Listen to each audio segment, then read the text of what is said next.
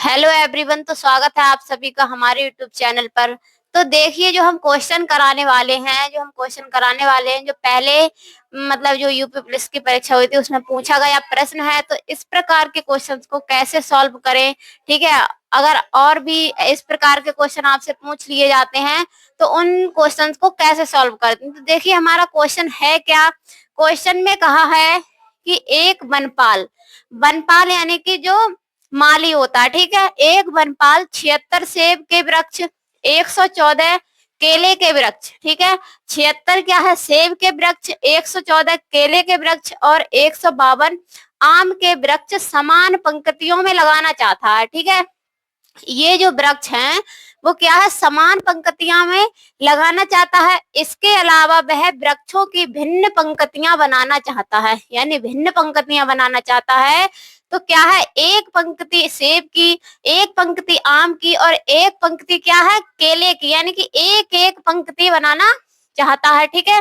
तो कहा है कि पंक्तियों की आवश्यक न्यूनतम संख्या ज्ञात कीजिए, ठीक है। क्या पूछा है, क्वेश्चन में है कि पंक्तियों की आवश्यक न्यूनतम संख्या ज्ञात कीजिए। क्या पूछा है क्वेश्चन, मैंने आपको बताया, इसमें पूछा है कि पंक्तियों की आवश्यक न्यूनतम संख्या ज्ञात की। तो इस प्रकार से कोई भी क्वेश्चन हमारा फंस जाए तो हम कैसे निकालते। तो देखिए, यहाँ पर संख्याएं दी हुई है हमारे पास 76, ठीक है, 114 और 152।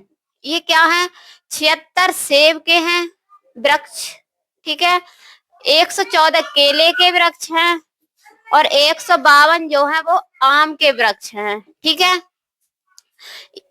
ये कहा है कि एक एक पंक्तियां भिन्न भिन्न, इसके अलावा वह वृक्षों की भिन्न भिन्न पंक्तियां बनाना चाहता है, यानी कि सेब की अलग, केले की अलग और आम की अलग पंक्तियां बनाना चाहता है। तो देखिए, सबसे पहले क्या है, इसमें हम अगर निकालें 76, यानी 76 और 114, ठीक है। 76 का 114 में जब हम भाग करें तो कितना आ जाएगा, पहले ये हमें देखना, ठीक है, कितना आ जाएगा। तो 114 यहाँ पर लिख लीजिए। तो 76 एकम 76 लगा देंगे, 14 से 6 गया, कितना बचा, 8 बचा।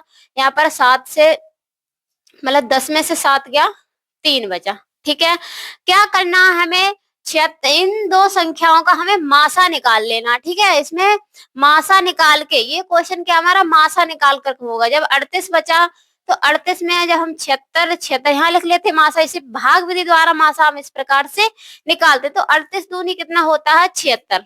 तो हमारा जो मासा निकल कर आया, मासा वो कितना निकल कर आया, मासा निकल कर आया 38। मासा बराबर कितना आया, 38 निकल करके आया, ठीक है।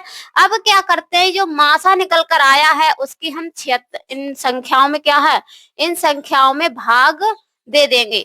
76 में 38 से भाग, 114 में 38 से भाग, ठीक है, 152 में भी 38 से भाग, ठीक है। तो 38 एकम 38 और 38 दूनी कितना होता है, 76। तो यहाँ पर 2 बचा हमारे पास, तो यहाँ 2 लिख देंगे, ठीक है। अब 38 एकम 38 और 38 जब 3 बार जाते हैं, यानी 3 की गुणा 38 से करो तो 3 बार यानी 114। तो 38 तिया 114 हो जाता है, ठीक है। और 38 एकम 38 और 38 चौके 152 होते हैं, ठीक है। 38 चौके 152, तो यहाँ पर आ जाएगा 4, ठीक है। उसने कहा है पंक्तियों की आवश्यक न्यूनतम संख्या ज्ञात कीजिए। टोटल पंक्तियों की संख्या हमसे पूछी है।